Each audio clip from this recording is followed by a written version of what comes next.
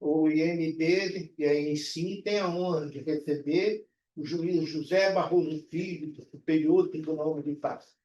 E aproveitando que ele está fazendo o lançamento de um livro, O Direito à Educação ou Educar no Direito. Mas quem fará a apresentação dele é o Piragibe, que é o nosso vice-diretor.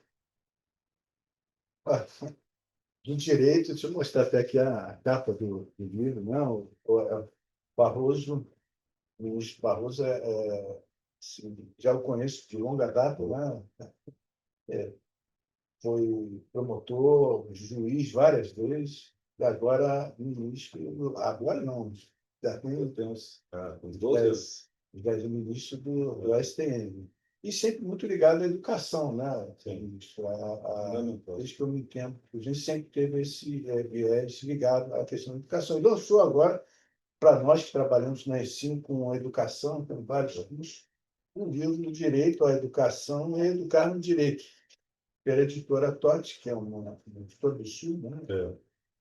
Muitos títulos interessantíssimos.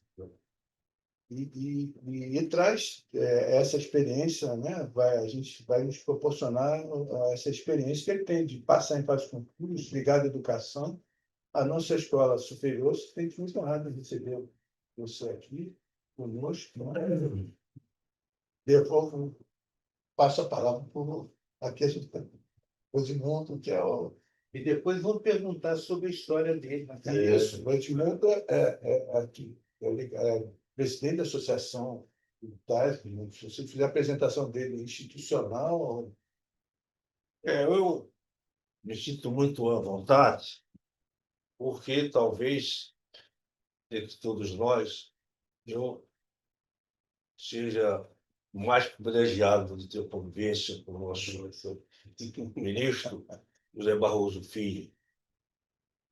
Fomos colegas na Justiça Militar da União, quando ele ainda estava na primeira instância, e também na vida associativa, tanto uma associação dos magistrados da Justiça Militar, a qual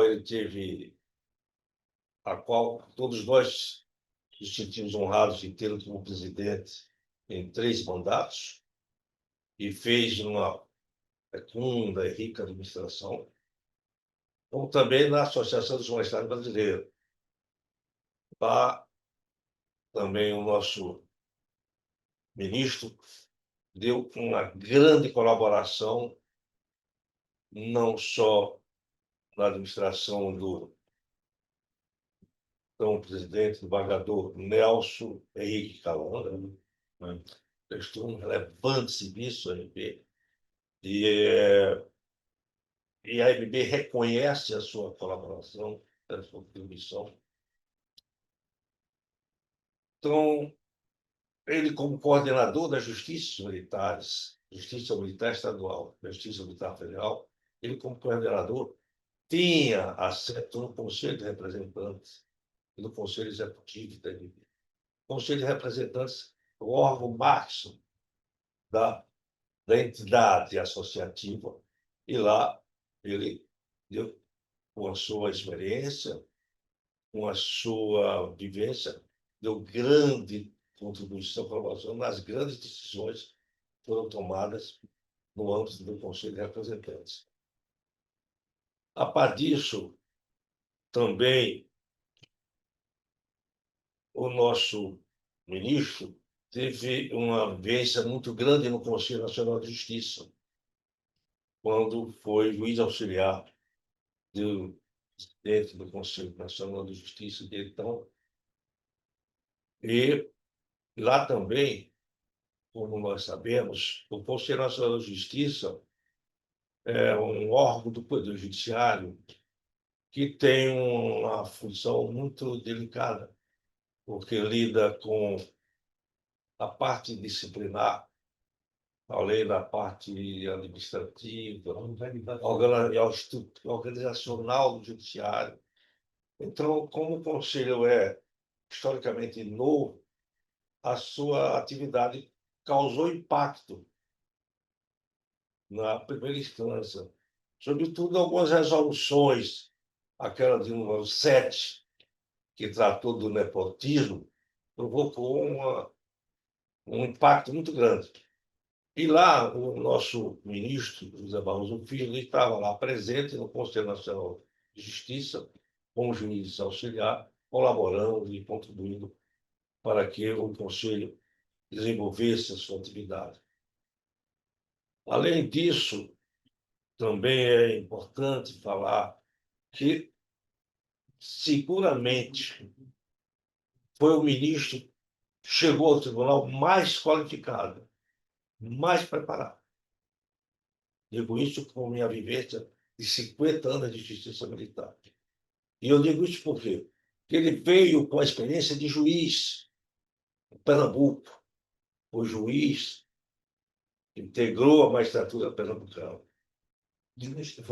Foi juiz e integrou a magistratura mineira.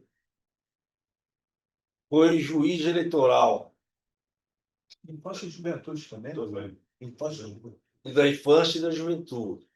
Então, nenhum ministro, nenhum postulante ao cargo de ministro do Superior Tribunal Militar chegou com essa bagagem, com esse cabedal de experiência. Foi promotor na Bahia, professor universitário. Então, nenhum ministro chegou lá no Superior Que Tribunal beleza, com hein? esse patrimônio Hein? Que cultural e beleza. intelectual. Foi Então, foi um grande promotor, na Bahia, juiz, juiz de Pernambuco, juiz de Minas Minas Gerais. Gerais. Então, nenhum ministro chegou lá com esse cabedal, com esse patrimônio intelectual, cultural e de vivência na vida judiciária, e na vida pública. Então, para nós, foi uma grande alegria, foi uma grande conquista poder testemunhar a chegada do nosso ministro Barroso naquele tribunal onde está dando uma grande contribuição, está dando uma dimensão, está dando grandeza ao nosso tribunal. E nosso tribunal e a nossa justiça precisa muito disso. Precisa de pessoas qualificadas. E mais do que isso, pessoas que dialoguem com a sociedade, e pessoas que interagem com a sociedade. Porque, em que pese a nossa justiça ser a mais antiga do Brasil, lamentavelmente é a menos conhecida. Sorte que uma ponte com a vida universitária, com a vida intelectual, com a vida cultural, enfim, com a sociedade, é uma conquista, é um acontecimento da mais alta valia, da mais alta importância para a nossa justiça.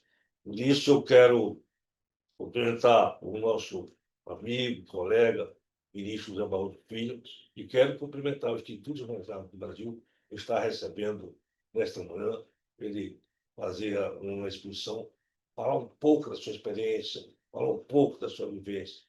Só quero parabenizar a todos nós, e em especial nosso ministro José Barroso Filho. Eu aproveito um gancho aqui, ministro, para dizer da parte da dialogar com a sociedade, que é um capítulo seu, e que eu vi no livro importante. Fundamental. É. Então, primeiro, gostaria muito, dizer que eu estou muito à vontade aqui no INB, o desembargador Najib, né, meu amigo de décadas, né, muitas décadas, está bom. Marcelo, o Edmundo, então, que é um ícone, né, em relação à justiça militar. Realmente, eu fui promotor de justiça, né, durante um tempo. Sou filho de promotor, irmão de promotor, então o Ministério Público está quase que no meu DNA, mas não era muito. Faltou um detalhe importantíssimo, né? Eu fui advogado. Eu tenho uma OAB, não sei como é que é o estatuto hoje, acho que minha OAB está suspensa. Né? Eu vou reativar. Se eu fui advogado um dia, eu voltarei a ser um dia. Foi emprestado à magistratura já há uns 35 anos. Né? Então, ainda vou ficar mais um tempinho. Eu acho que ainda tenho uma contribuição a dar. Mas eu vou dizer uma coisa. Eu só entendi mesmo direito quando eu senti, eu percebi, eu me inquietei com o sofrimento humano, né? E eu falo muito nas minhas conversas, né, com alunos, né, com colegas, né? Imagine o seguinte, Dona Maria. Dona Maria é uma pensionista de um órgão previdenciário. Aí alguém lá na sede do órgão, em Brasília, à guisa de perseguir, né, de identificar os fraudadores da Previdência, cria um método de um corte linear, né, para estancar essa sangria. Pois Isso é, muito comum que eu vou falar agora, né? A questão do corte e atingir pessoas que não têm nada a ver com a história. Dona Maria, por exemplo, teve o benefício cortado. Então, ontem, ela não comeu, hoje, desembargadora, passou fome, amanhã não vai ter feijão para colocar no prato. Aí ela vem perante eu estou ressaltando a minha honra de ter sido advogado e voltaria a ser. Vem perante você, né? E aí você não tem tempo. Ah, agora eu vou pegar um livro, vou estudar o que é uma tutela, o que é uma urgência, a ação mandamental. Não, Dona Maria está na sua frente, passando necessidade. Então, direito, acorda para a vida. O que você vai fazer por ela, né? E aí eu já estava no tribunal. E no tribunal, é ação penal originária, né? É papel, não é papel, mas é folha de processo, papapá, e eu sinto falta de falar com pessoas, né? Aí, alguns anos atrás, era novembro, eu lembro, na Semana da Conciliação, que até o CNJ que instituiu na gestão da ministra Ellen Grace, né? Eu estava no meu gabinete, aí bateu uma saudade de fazer audiência, né? Aí eu desci, fui no fórum da Justiça Federal Comum, e tinham várias salas, né? Várias salas, audiências cíveis, trabalhistas, talvez não, previdenciárias. Por acaso eu entrei numa sala que era uma audiência previdenciária, né? E eu estava lá, junto com o conciliador, junto não, assim, próximo ao conciliador. Aí entrou o senhorzinho, mirradinho, quietinho, sentou, viu a filha dele, mirradinha, quietinha, era a filha dele mesmo. Do lado dele, o advogado, era ele voltar ao cadastro, que ele tinha sido excluído. O procurador do INSS ao lado, o negócio não rendia, ele não trouxe documentos, o advogado também não era muito articulado, né? Também não tinha material, né, para trabalhar. E eu via desembargador, ele frequentemente mexendo a mão, e tinha um papel, né? Ele pegava um papel e não falava. Aí eu olhei para aquilo ali, eu falei, dá licença. Aí peguei o papel da mão dele, comecei a desdobrar o papel. Sabe o que tinha no papel? É um laudo oficial, dizendo que ele tinha uma cardiopatia grave. Ele não precisava de carência, nada, era só reimplantar. Eu peguei o papel, olhei para o procurador e falei, dá uma olhadinha nisso aqui. Ele vamos reimplantar. E o passivo, o INSS, oferece 80%, né, do pagamento imediato e a reimplantação. Aí o advogado aceitou, tá, terminou. Ele saindo, né, já à porta, ele olhou para trás, até hoje ele olhou para trás, né, eu olhei para ele, nós nos entreolhamos, nos agradecemos por aquele momento. Isso é mágico. Isso é direito, você poder fazer a oportunidade de mudar a vida das pessoas, né? Você, por exemplo, numa recuperação judicial, reativar aquela empresa, né? Porque se não fosse a tua atuação aplicando bem a lei, não é só a lei, não. Mas o juiz não é a boca da lei, o juiz interpreta a lei. Se você não fizesse isso, dezenas de famílias iam passar fome, né? Uma questão possessória, que eu já fiz várias, né? E, às vezes, na possessória, desembargador, é muito curioso. Eu lembro de uma que eu fiquei, né? Eu trouxe os borícolas, trouxe os fazendeiros, trouxe o pessoal do Instituto de Terras. Eu fiquei mais ou menos umas 8 horas. E a minha prática era assim, eu abria o mapa, identificava logo, né, onde era o curso d'água, né, os acessos, quem está montante, quem está jusante, quem está encravado, fazer uma servidão de passagem. Eu ia, na época, né, eram várias ações dominiais e possessórias, misturadas, assim, aquela confusão toda. Eu comecei, vamos fazer um termo de convivência aí, minimamente. Eu comecei, 8 horas depois, eu já não aguentava mais, a pessoa estava dura, assim. 8 horas depois, né, nós chegamos a um termo bom que ia dar fim a boa parte daquelas, as possessórias, então, iam embora. Aí eu cansado, olhei assim para eles, falei, olha, boa parte do que nós acordamos aqui foram vocês, entendeu? Foram vocês, não foi não, né? Vocês não conversaram antes? Aí um trabalhador falou, assim não. Pois é, aí eu vi aquela imagem do ódio apreendido, né? Você nem sabe por quê, mas aquela pessoa é seu inimigo, o seu filho acha que também é inimigo, e as coisas vão. Quer dizer, aí você, isso que eu falo, que o juiz ele interpreta a lei. Porque há situações que parece que as duas partes têm razão. É impressionante.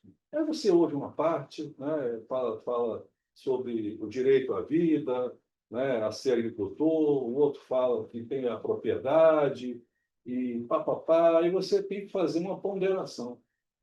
Né, num conflito, principalmente em relação ao princípio, você tem que fazer uma ponderação, identificar, né, e tentar fazer concessões recíprocas e, às vezes, tomar decisões inevitáveis. Eu estou falando isso que o direito é algo vivo, é algo impulsante. Se você não perceber isso, E dialógico, principalmente dialógico, e dialógico. Esse dialógico eu tenho feito muitas, eu estou entusiasmadíssimo, eu venho falando isso nos últimos meses, de um processo estrutural, que é uma nova forma do judiciário encarar as demandas. Eu cito um exemplo que eu fiz lá na Demanda de Fora, no hospital, parado há 15 anos, e eu chamei todos os envolvidos, de 5 juízes federais que mexiam com saúde, e botei numa sala de audiência, eles mesmos resolveram a demanda, saiu de lá numa conversa de algumas horas, o próprio secretário de saúde veio e colocou. Esse processo estrutural judicial é um modelo que a gente está pedindo muito, que é dialógico, sair dessa forma adversarial, que a gente está acostumado a ver os processos, e abrir para que as partes todas envolvidas possam ter direito à voz. Né? Esse eu acho que é Assim, técnicas também, né? Porque, veja, as pessoas, você tem que, por exemplo, quando você fala numa escuta ativa, você fala num rapport, você está tentando distensionar. Então, nessa fase de conciliação, né, você tenta baixar a fervura, né, e indicar algumas possibilidades. Né? Talvez você vá para uma mediação. Mediação, o mediador, então, ele não interfere, né? Mas também, novamente, tenta baixar a fervura e, a depender, há conflitos que não existem. A gente já vê boa parte das nossos processos são conflitos que não existem. É só você parar para pensar o que está sendo colocado em disputa. É a velha história. Você tem um conflito sobre uma laranja de bar. Aí você ouve uma pretensa parte, não são partes ainda, né? Pretensa parte. O que o senhor quer fazer com a laranja? Eu quero fazer um suco. Bom. E o senhor, o que o senhor quer fazer com a laranja? Quero fazer um doce com a casca. Para você, cadê o conflito? É verdade. Você não podia conversar antes, né, de chegar nesse ponto. Então, isso é uma grande habilidade, né? E nesses processos estruturais, né, em relação. Muita gente vê isso, né, trazendo até, é importante ver as experiências dos outros países também. Né? A gente pega alguns exemplos da corte indiana, da corte colombiana, né, o estado de coisas inconstitucional, e você vê constitucional em relação ao sistema penitenciário, ao sistema previdenciário. Mas muitas coisas você pode, né, encaminhar nesse processo dialógico, né? O professor Peragini está enunciando. E é mais efetivo. Quando as pessoas participam, não é imposto, elas se comprometem. Então, essa solução deles, né, até o professor Barbosa falava sobre isso, né, é a justiça consensuada. né? Então, é você ter essa possibilidade, essa habilidade, que eles mesmos percebem, né?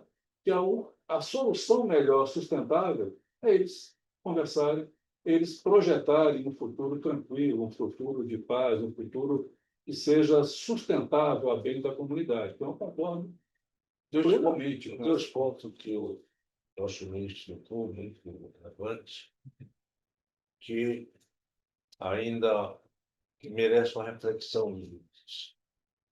Primeiro ponto é no que diz respeito ao juiz, o juiz pensar que ele é um aplicador da lei.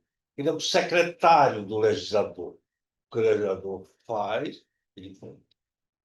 Então, o importante, o método realmente valioso é interpretar para aplicar aquela realidade, aquela situação fática.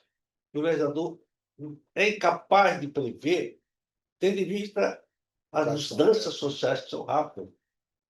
E o outro ponto é o seguinte: o nosso saudoso embargador, médico e professor Wilson Marcos costumava dizer que, às vezes, o juiz imaginava que ele resolvia um litígio com a sentença. Deu a sentença, resolveu o litígio. Aí ele diz, mas acontece que a parte não se satisfaz pegando a sentença e botando no bolso e saindo aí. Olha, ganhei, viu a sentença aqui, ganhei, viu a sentença aqui. O importante, o relevante, é entregar o bem da vida. Entendeu? Isso é relevante. Então, o problema da prestação judicial, ela não se efetiva com a entrega da prestação através da sentença, mas sim dando e entregando o bem da vida que a parte buscou reconhecer que era do seu direito. Eu só queria enfatizar esses dois pontos, porque mais ou menos se adequa à questão levantada pelo nosso ministro. Bem, é interessante observar que a Constituição de 88, dita pelo Ulisses Guimarães, a Constituição Cidadã, ela colocou no artigo 5º, parágrafo 2º, que os direitos e garantias expressos, escritos da Constituição, não excluem outros, decorrentes do regime democrático, decorrentes da própria Constituição, da Constituição e dos tratados afirmados pelo Brasil. E aí tem uma questão. Aquela ideia da legalidade foi substituída pela constitucionalidade. Eu sempre gosto de lembrar a querida princesa Isabel, quando finalmente conseguiu assinar como regente a lei da abolição da escravatura, ela perguntou para o nobre, uma grande personalidade, Barão de Cotegipe, e está vendo, senhor Barão, eu assinei a lei. E o Barão de Cruel, sim, assinou e perdeu o trono.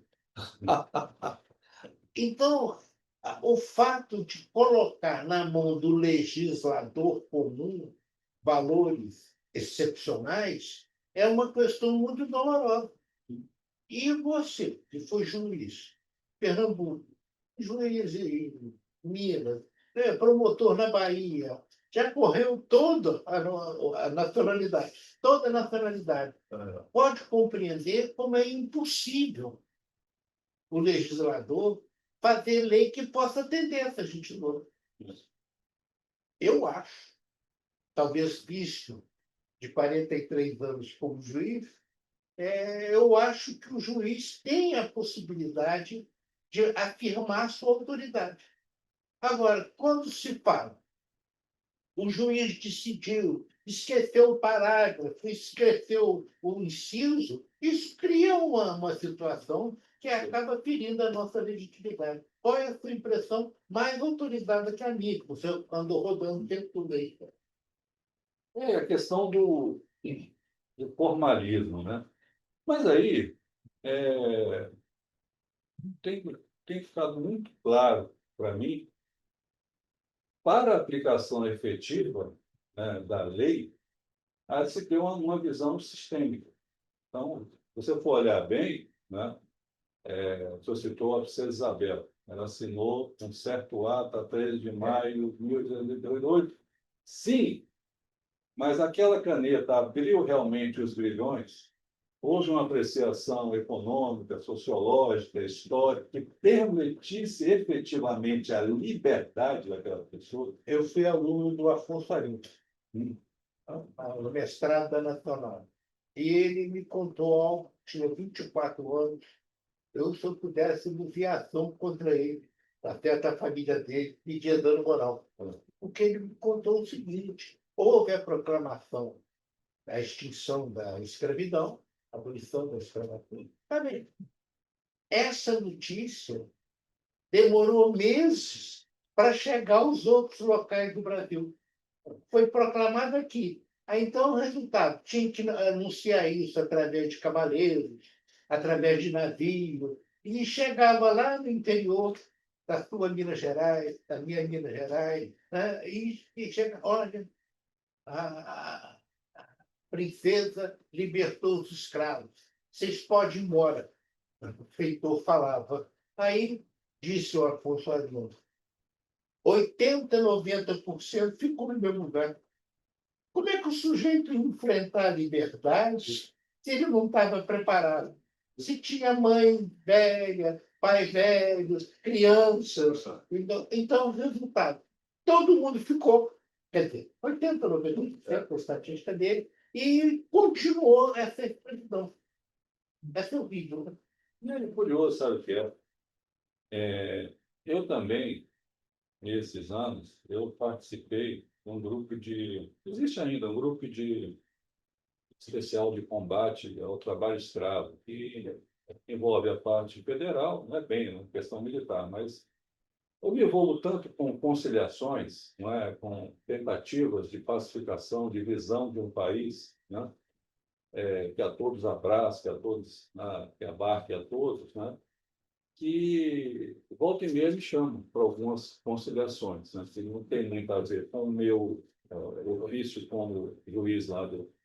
Eu continuo sendo juiz, até uma dessas apresentações, o ministro Barroso, que foi juiz, eu não aguentei. Falei, fui não, eu continuo sendo juiz. Né? Eu estou no tribunal, né, uma estrutura, mas eu continuo sendo juiz. E, né, então, nesse espírito, eu lembrei agora, aí era assim, ó, era no interior do Pará, né, foi, foi Marabá, alguma coisa assim, e esse grupo foi para o interior. Aí eu fui para uma serralheria, alguma coisa assim.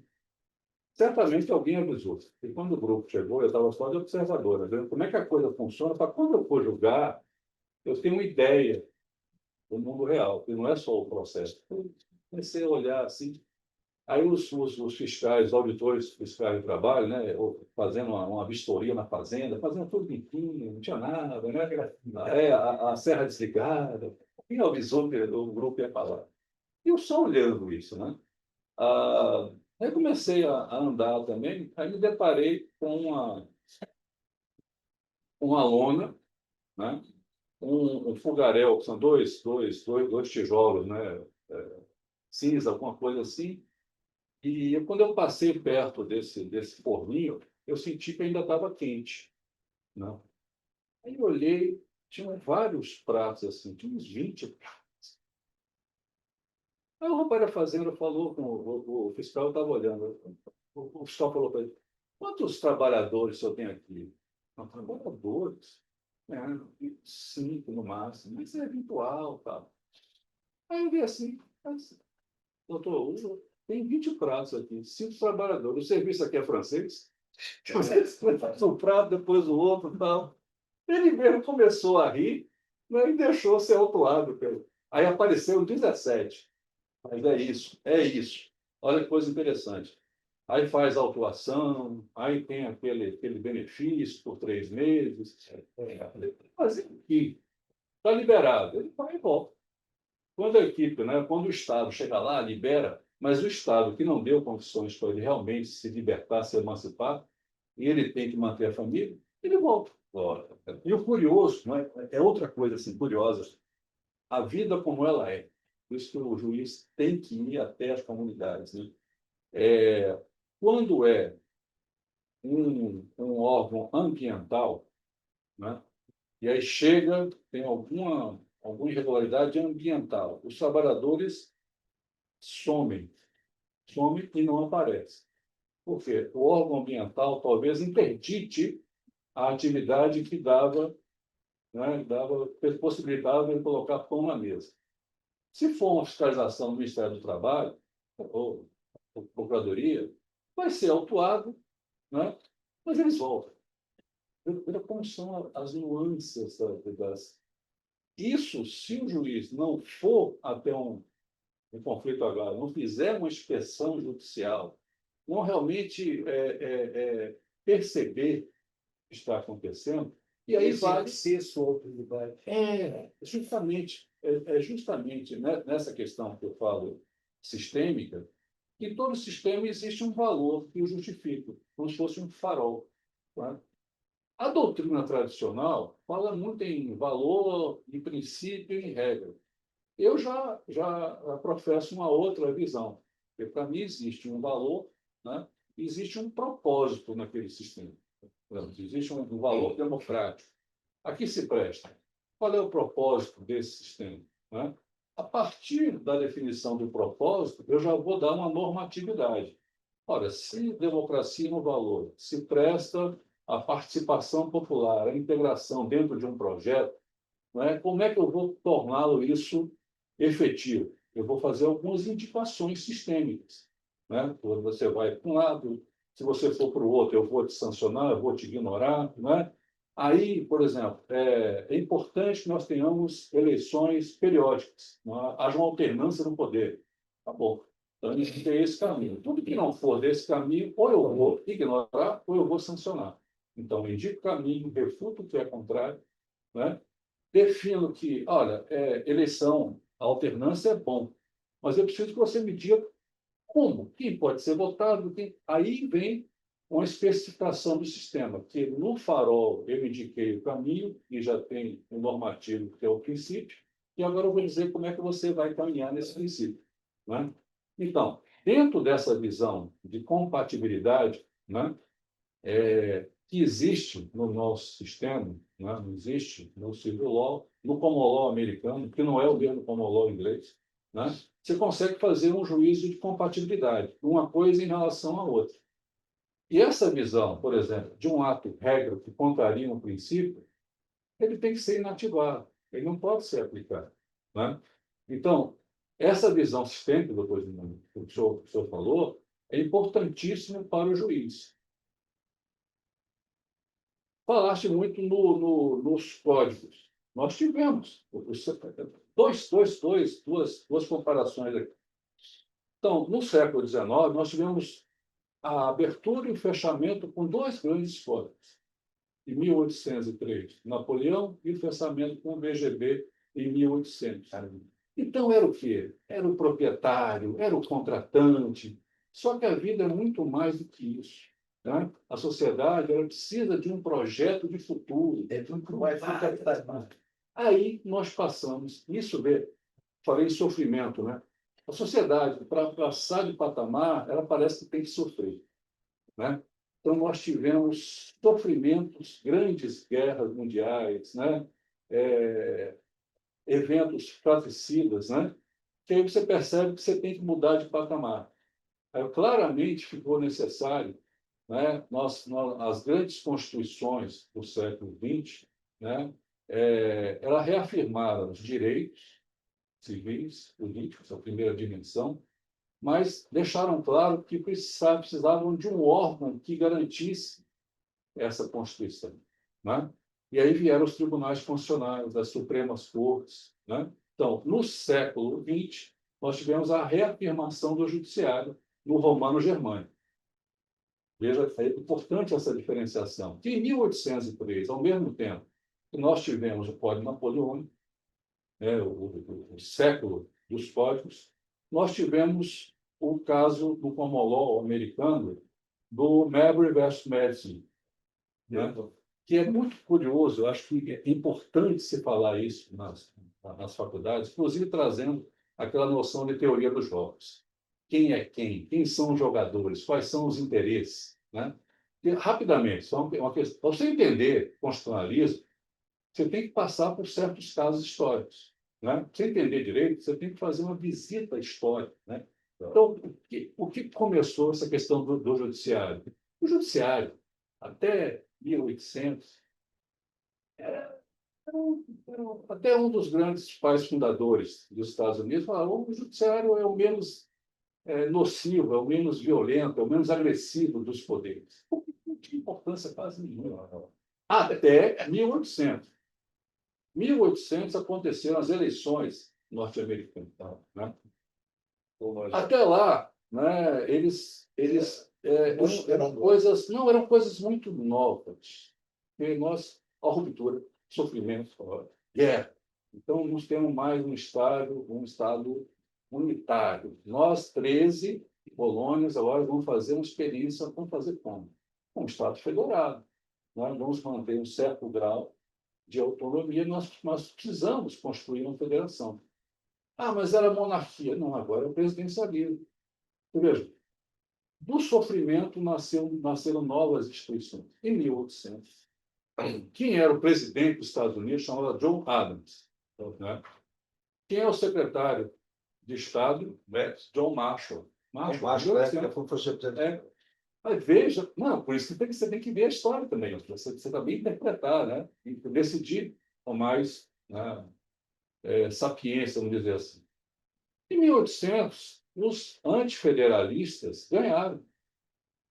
Quem foi o presidente, né, eleito? Thomas Jefferson.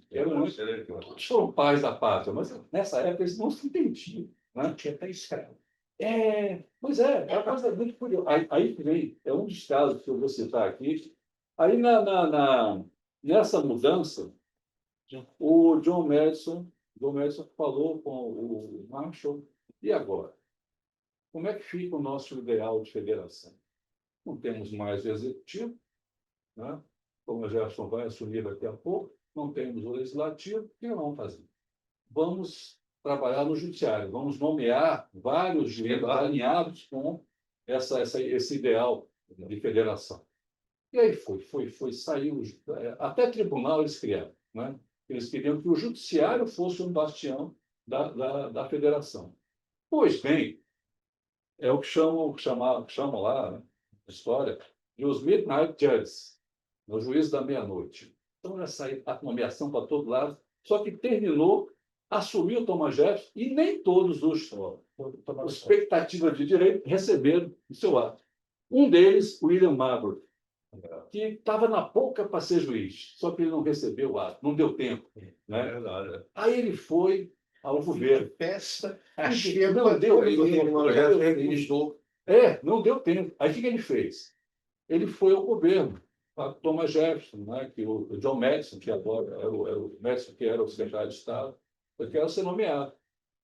Aí lógico, o Thomas Jefferson, não, agora não vou nomear. É claro. Não vou nomear. Adversário? Aí veja o grande detalhe agora, grande virada de chave.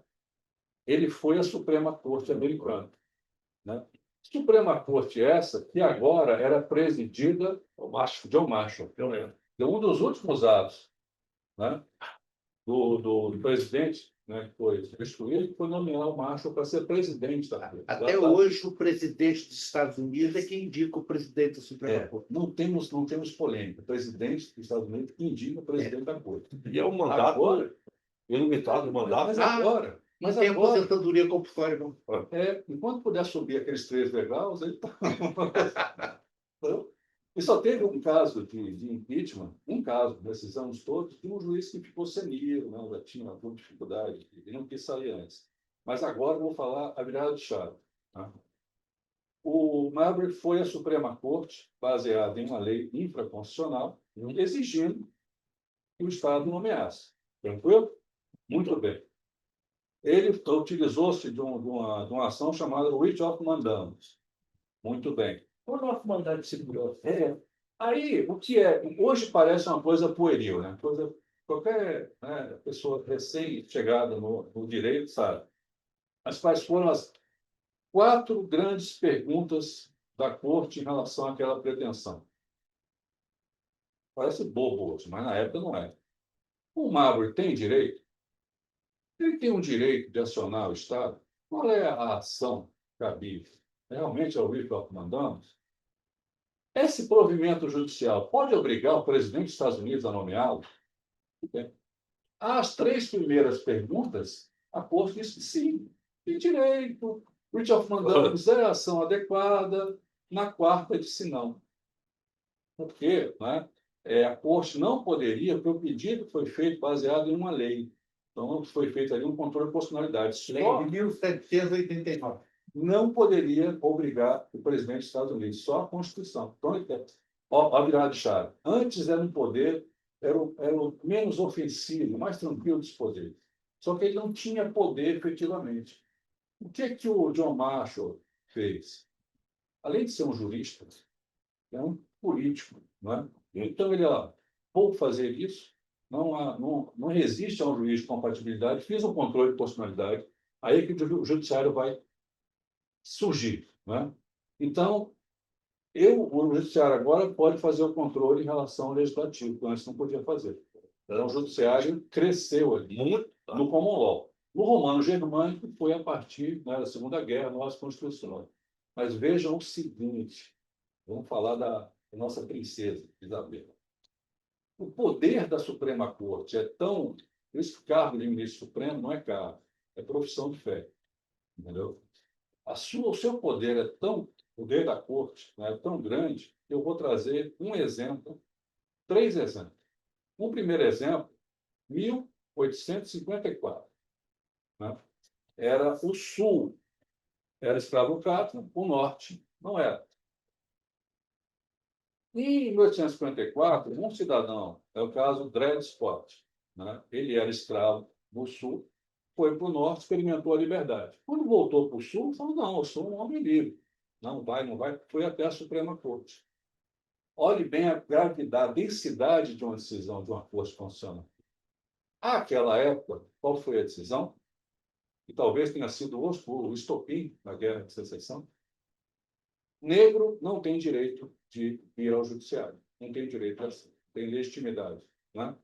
Então, isso aí, com certeza, a minha visão, foi o estopim da Guerra de Secessão, onde irmão matou irmão durante 5 anos.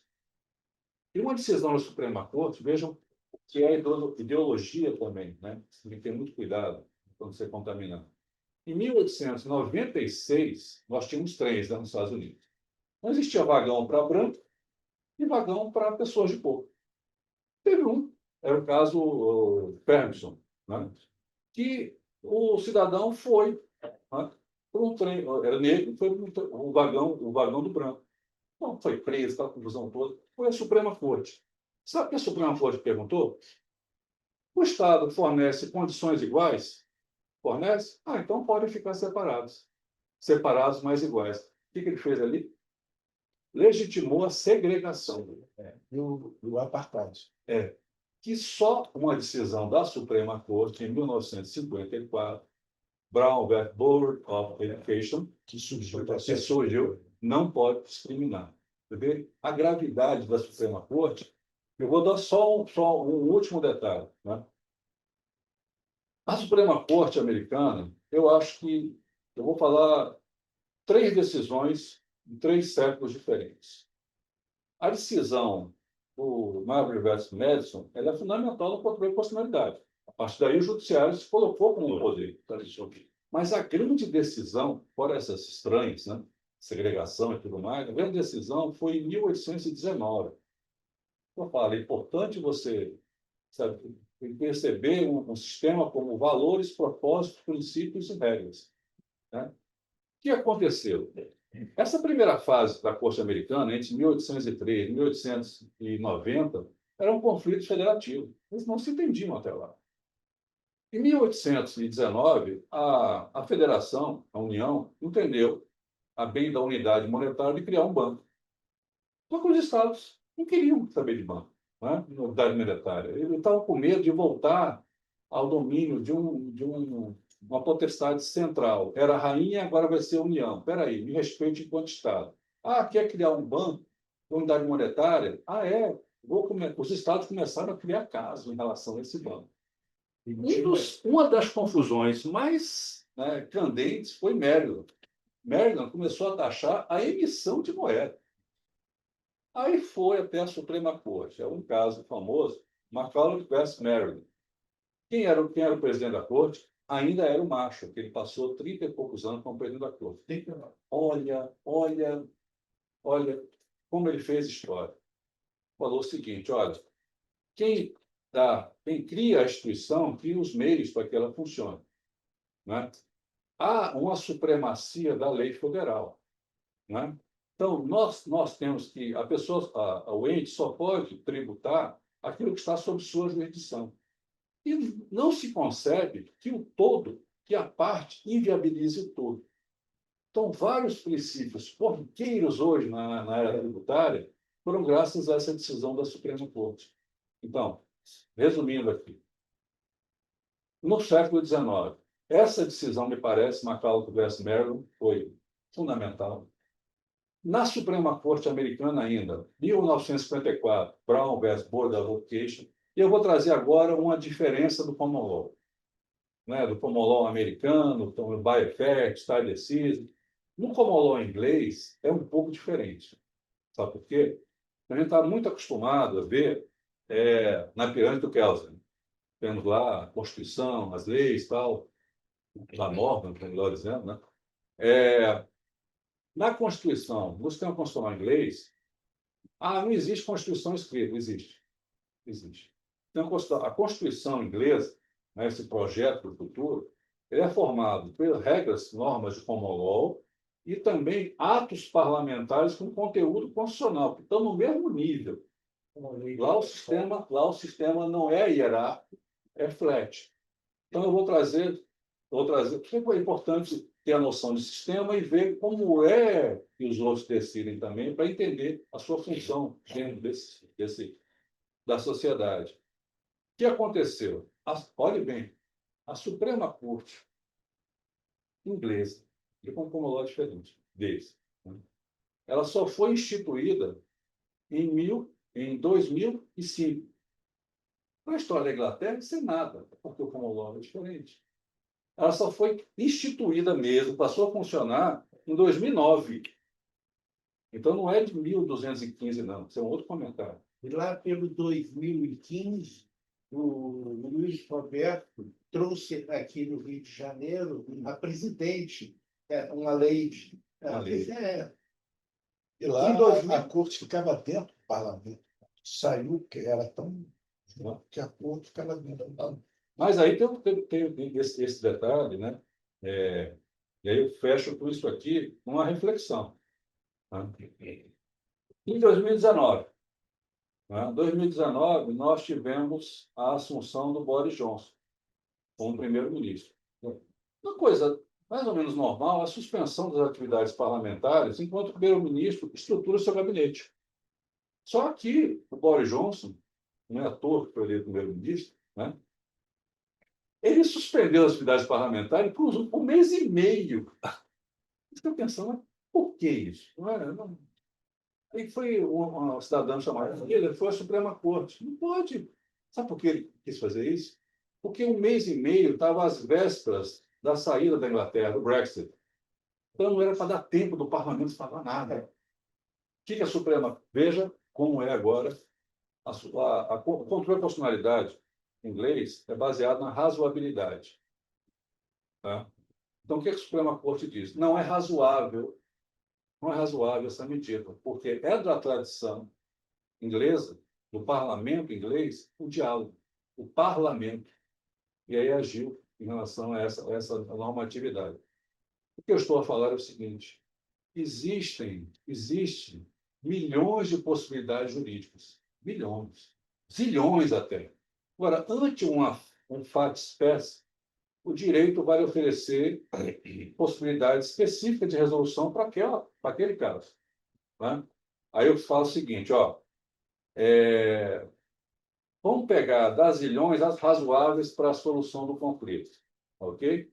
E das razoáveis, eu vou buscar a proporcional, a mais adequada, a mais necessária, que cause o ônus, né, seja mais valioso do que o bônus, seja mais valioso que o ônus causado. Né? Então, das ilhões às razoáveis, das razoáveis à proporcional. Aí vem o conceito que eu vou entremear isso tudo.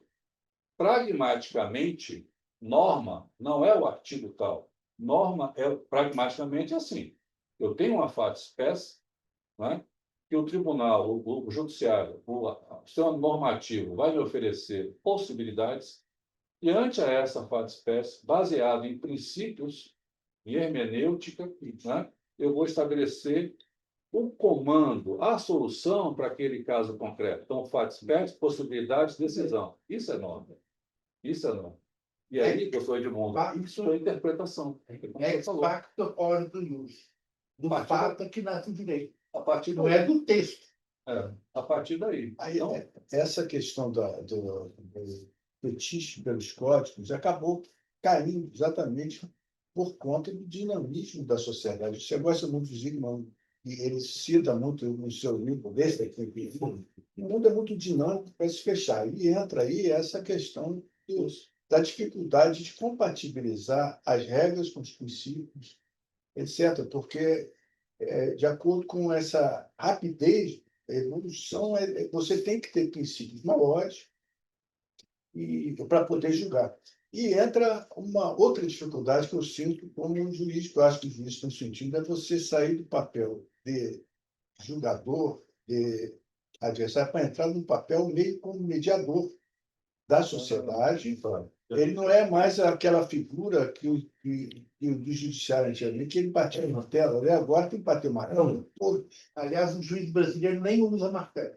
Nem usa mais martelo.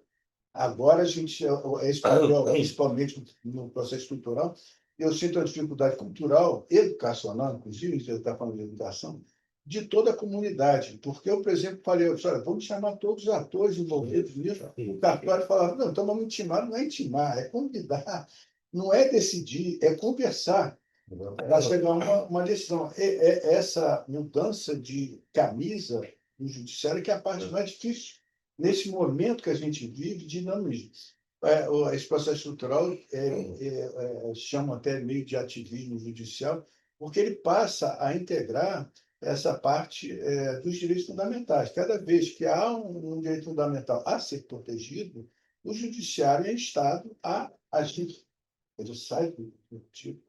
E entra nessa parte que eu acho que é fundamental, antes de entrar aqui na parte do livro, que é uma nova forma de educar nós e a população para a função atual do judiciário, que não é só adversarial, é dialógica.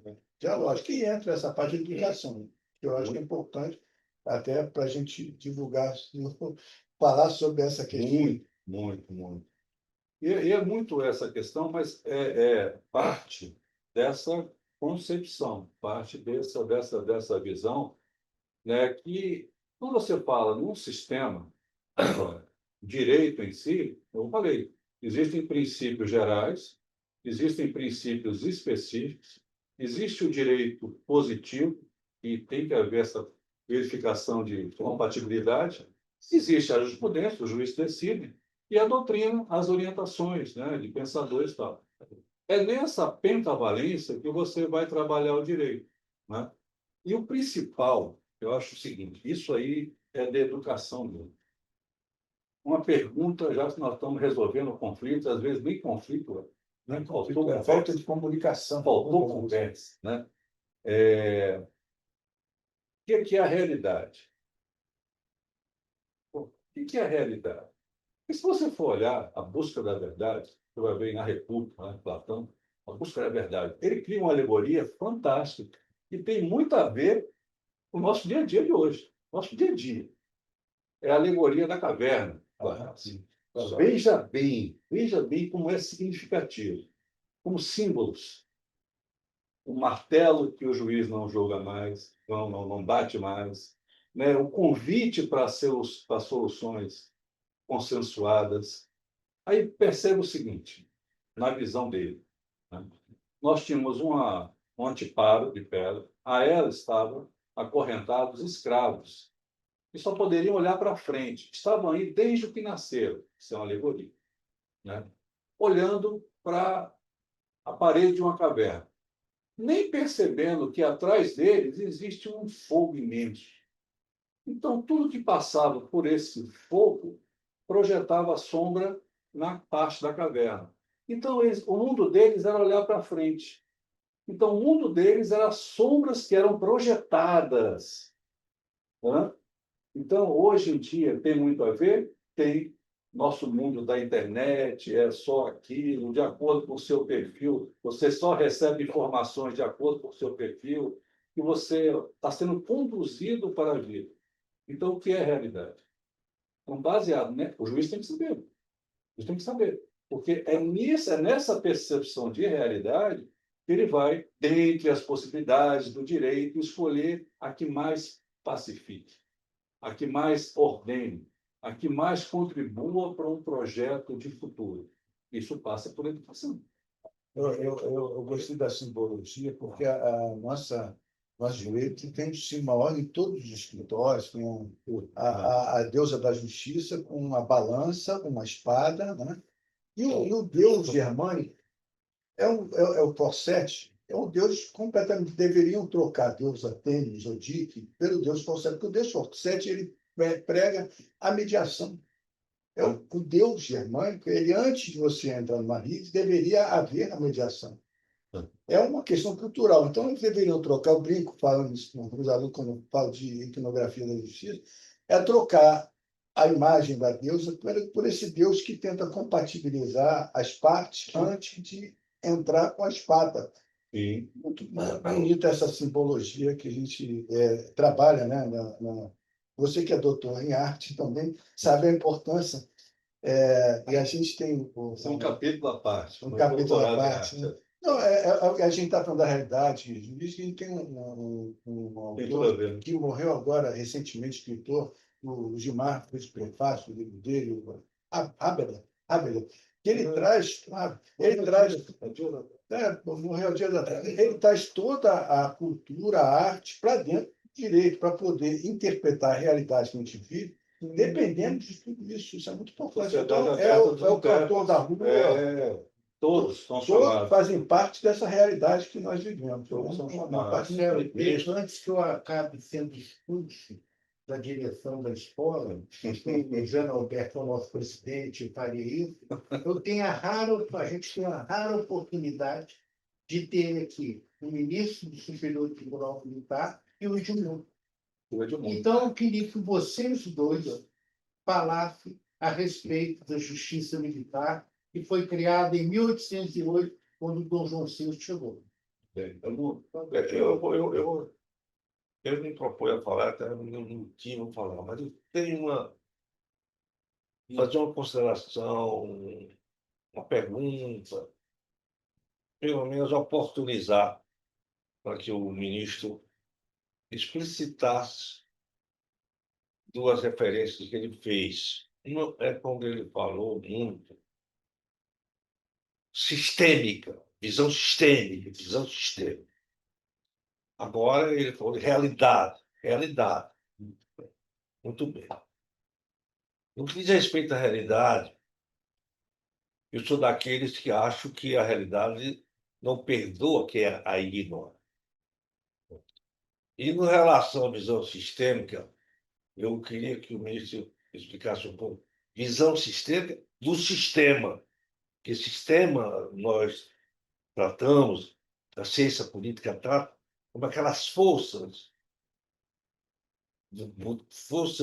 que controlam a sociedade, o sistema que controla as instituições, o sistema que elabora a lei. Então, tem um sistema como expressão do poder e a visão sistêmica. Agora, ministro, então, é só essa explicação. E eu vou complementar com uma pergunta, mas eu quero que o ministro se sinta à vontade. Se puder responder bem, senão não há problema. Quando o senhor foi a São Félix do Araguaia, e no seu discurso de posse, o senhor fez menção ao Dom Pedro Casadei, o bispo de São Félix do Araquara. E confesso que esse trecho do seu discurso causou algum impacto. As pessoas dizem, mas por que o ministro Barroso trouxe, inseriu no seu discurso Dom Pedro Casadei? E as pessoas ficaram curiosas. Eu, quando fui assessor do Procurador-Geral da Justiça Militar, a gente falava sempre que Dom Pedro Casadei era o nosso maior cliente. Era o que mais respondia processo. E o general Romerito Couto Silva reclamava, dizia que ele queria fazer uma ponte com a igreja, queria negociar com a igreja, queria se aproximar da igreja, a busca da abertura, da distensão, mas que Dom Pedro Casadei criava algum impasse, alguma dificuldade. Então, se eu me sentia à vontade, eu tinha essa curiosidade de saber, porque realmente alguns lá no tribunal, porque ele trouxe, citou qual a importância de Dom Pedro Casadei, que pode ser citado no discurso de Hipócrates. Então, aí não sei se é batata aqui. Agora depois eu vou falar sobre isso. Isso é um rap. Tá certo, então tá. Não é não. Porque eu posso admirar as pessoas, né? Eu admiro pela sua honestidade intelectual, mesmo que eu divirja 100% do que ela está falando. É muito bom ouvir o contrário, porque ele pode ouvindo o contrário, fazendo a contrapelo à leitura, eu posso me convencer que a minha posição é melhor, é mais efetiva. Eu posso me convencer numa humildade epistêmica, vamos dizer assim, que a posição dele é melhor, e vou aderir. Ou se nós tivermos a humildade suficiente de reconhecer que, em parte, a minha é melhor e, em parte, a sua é melhor. Então, algumas considerações, né, boa parte, né, eu cito Paulo Freire, né, eu cito Dom Pedro Casadei, eu cito várias pessoas naquilo que realmente eu acho que contribui no processo de conciliação. Então, quando se fala assim, Deus, dá-me a paz que não me deixa em paz, foi isso que eu citei. É isso. Você está sempre se inquietando. Ele tinha os motivos dele. Nós temos os nossos. E estamos vivos, e nos justificamos. Mas eu continuo dizendo, eu peço ao grande arquiteto do universo, e você, eu dou total liberdade, que eu espero a recíproca, né? Vocês que estão ouvindo, né? Esteja acima, abaixo, ao lado, nós somos criaturas, existe um Criador. Então, o que eu rogo a esse Criador é isso. Me dê a paz e não me deixe em paz. Eu continuar sendo fiel a mim mesmo, buscando os meus objetivos. Né? Não digo nenhum. Eu vou citar um outro, já que citaste meu discurso. Não é necessariamente toda total, né? Um caminho novo, talvez um novo jeito de caminhar. Tiago de Mello. Então, é isso, é tudo, né? É tudo, é o Mohan, essa questão da complexidade. Veja, o mundo tem que ser percebido na sua pluralidade. Por isso que um juiz ele não pode ficar simplesmente preso a artigo tal, porque a norma não é o artigo tal. A norma é o fato espécie submetido às possibilidades jurídicas a quem o órgão julgador dá a decisão final. Mas, para isso, ele tem que perceber, ele tem que sair da caverna de Platão. Né? Ele tem que perceber por que se chegou a isso. É mais ou menos assim. Eu tenho algumas divergências. Né? Nós temos o direito com a ciência do ser e do dever ser. Eu, nessas décadas, né, eu sempre enxerguei um degrau, assim, um meio termo. Não é meio termo, é um caminho necessário para chegar à decisão. Entre o ser e o dever ser, existe o pode ser. É fundamental. Porque o ser, o dever ser, mas o pode ser. A análise do cenário, teoria dos jogos. Análise do cenário. E tem um outro detalhe. Pode ser também, uma visão até um pouco meio quântica, pode ser depois também para você avaliar o fato. A gente está acostumado a avaliar o fato como um recorte do mundo pretérito. Na verdade, o fato ele transpassa a realidade temporal, né? Porque, olha, vamos supor, eu sou um gestor de saúde, recebo a ordem do meu diretor de saúde, olha, tem orçamento, você tem que comprar mamógrafos. Eu não quero gastar com terceirizado. Então, o cara, tá, novembro já está, tenho que fazer os empenhos, fazer a licitação, e aí eu percebo que não dá para fazer uma licitação. Eu vou aderir ao registro de preço, lá do Rio Grande do Norte. Aí eu